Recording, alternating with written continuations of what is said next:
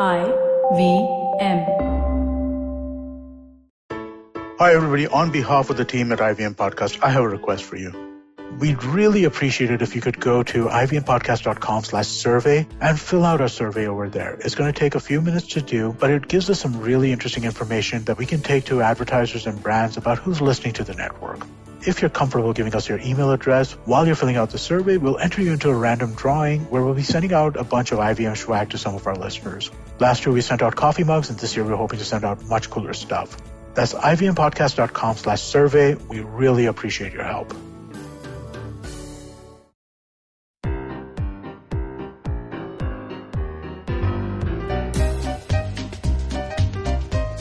Welcome to The Origin of Things.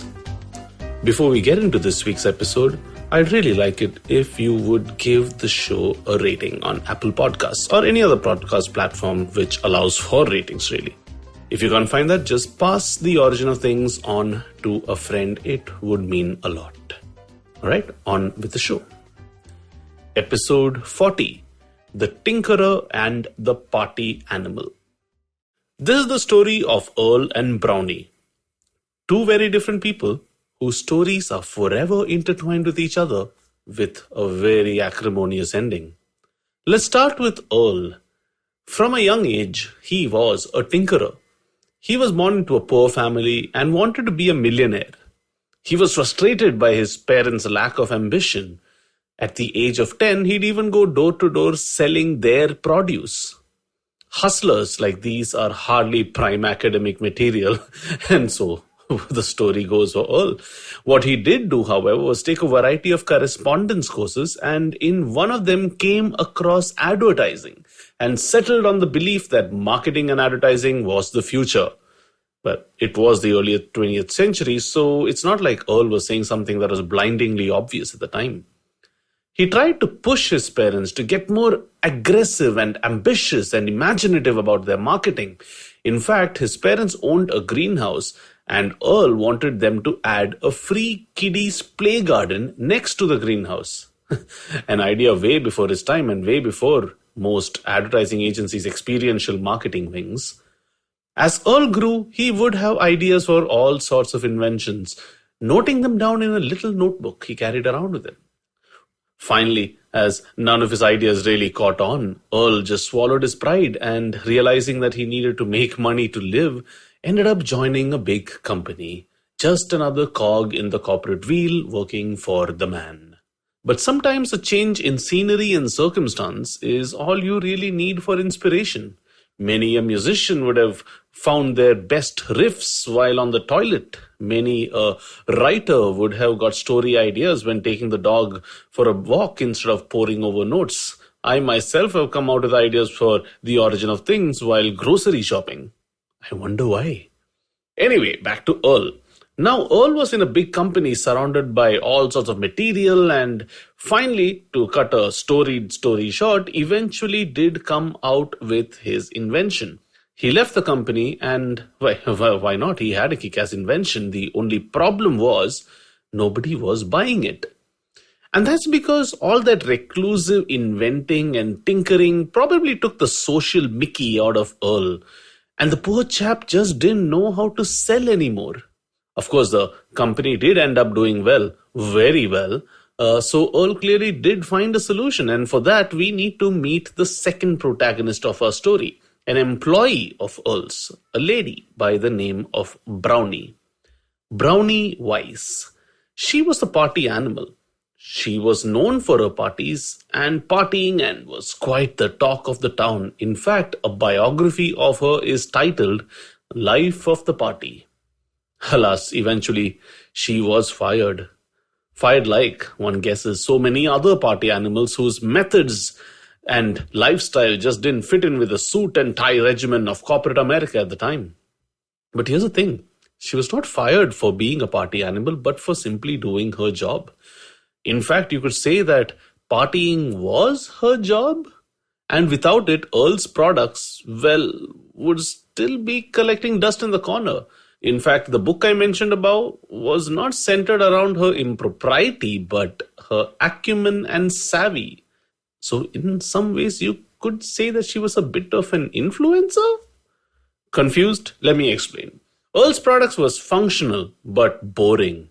It also needed explanation like innovations normally do. He was introverted by this point and preferred dreaming up new stuff in his lab rather than going out knocking on doors and selling. He came across one salesperson who was doing an amazing job hawking his wares. He was so impressed and intrigued that he flew her down from Florida to Massachusetts, where he was working, and asked her what she was doing, what were her methods, how did she manage to hawk so many of his wares when nobody else seemed to be able to sell them. Brownie told him, and Earl was impressed. You see, Brownie hosted parties at home where she would introduce other women to Earl's products and showed how much easier they could make their domestic lives. Earl was impressed enough to hire Brownie as a VP of sales and said, listen, just carry on doing what you are doing and hawk my wares. And hawk she did. Long before Disneyland would transform Central Florida into an international destination, Brownie's home parties were among the most happening things there, which were essentially branded events for hawking Earl's wares. And now they were happening across the country. Brownie became a legend. She mobilized and inspired a sales force, a women-centric sales force, may I add, that would do all sorts of extraordinary things. Dealers competed for everything from electric irons to a trip to Europe with Brownie herself. Notes a PBS article about the dichotomy of the two, and I quote, Brownie and Earl were an odd but perfect match. She was flamboyant and extroverted. He was reclusive and secretive. She was good with people, he was good with machines. He knew how to produce things and she knew how to sell them. The cultures of the two companies, that is, the companies to make the products and to market them respectively, reflected their distinct personalities. While Weiss prodded on her exuberant sales force and engineered hoopla and razzmatazz in Florida, Earl ran a tight ship with no-nonsense engineers and factory workers in New England. Alas, at the end it was plain jealousy and maybe a touch of misogyny that ended this strange but highly profitable relationship. Distributors and media who knew Brownie was because of her extroverted personality. Earl no longer associated in public consciousness with the product he built and which bore his name. Finally, Earl fired Brownie. Reports say that he wanted to sell his company and didn't want to show women in such a high position before selling. He made a lot of money and moved to Central America, where he died in Costa Rica. His company, though, still hawked the wares bearing his name and became a part of culture around the world. The wares bearing the name of a young boy who scolded his parents for not being ambitious enough and now invoked by parents around the world, but especially India, for scolding their kids for losing his invention. The invention that revolutionized not just packaging but also women-oriented multi-level marketing. A product that had two opposite but two very important protagonists, the tinkerer and the party animal who would sell the tinkerer's wares. The wares bearing the name of the inventor Earl Tupper or Tupperware. See you next week with another episode from The Origin of Things. If you like this podcast, don't forget to check out other interesting podcasts on the IVM network. You can listen to us and all our shows on the IVM Podcast app or ivmpodcast.com. You can also follow us on social media. We are at IVM Podcast on Twitter and Instagram. If you want to reach out to me, that's Chuck_Gopal on Twitter and Chuck of All Trades on Instagram. All links in the show notes of this episode. See you next week. I hope you enjoyed that show. If you aren't following us on social media, please do. We're IVM Podcasts on Twitter, Facebook, and Instagram. I wanted to kind of just give a quick reminder to everybody. As I mentioned up top, we are doing our annual listener survey right now. If you could please go and take a couple of minutes out of your day and fill it out, we would really, really appreciate it. It's ivmpodcast.com/survey. If you're comfortable giving us your email address, we'll enter you into a random drawing, and we're going to be sending out swag to a bunch of randomly selected listeners. So do definitely get on board that train. Let me tell you a little bit about what we did on the network this week. We launched a new show called Zindagi Diaries with Ragini Kumar. Many of you might have seen Ragini on television during the IPL. She's a presenter, but she's showing a different side of herself over here with a poetry podcast. Give it a shot, give it a listen. Let me know what you all think.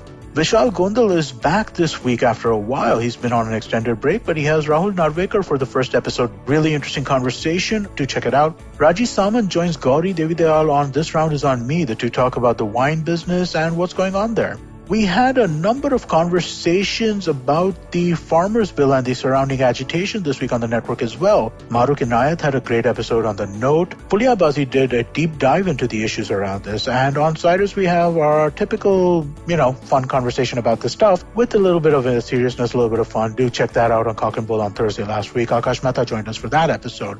And with that, I hope to see you again next week. Namaskar, dear Bandhu. My name is Ashish Vidyarthi. These are truly challenging times, and in these times, we need hope. Do take time to listen to my podcast, Begin the Journey. Available on IVM Podcasts, website, app, or wherever you listen to podcasts. Remember, there is hope because there's one life and we are alive.